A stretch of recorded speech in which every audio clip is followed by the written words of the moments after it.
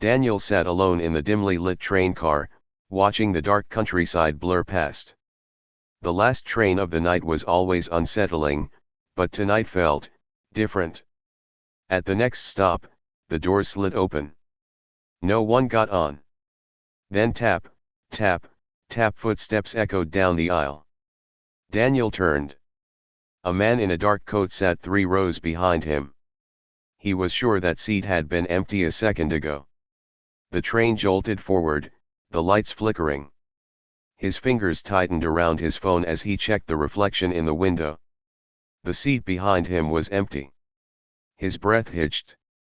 Did he imagine it? Then a low, wheezing breath tickled the back of his neck. Daniel turned, but before he could scream, the lights went out.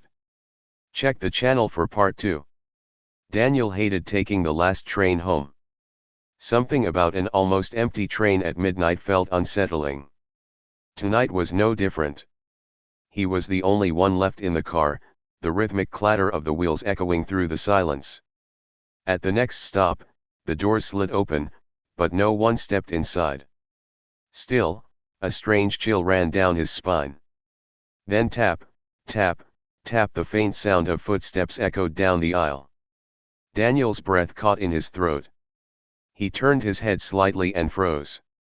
3 rows behind him, a figure sat in the dim light.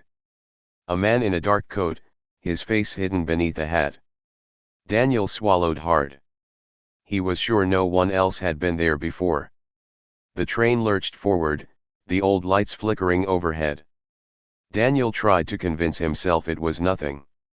Maybe the man had just been there all along, and he hadn't noticed. But then, something worse happened. In the reflection of the window, the seat behind him was empty. Daniel's blood ran cold. His pulse pounded in his ears.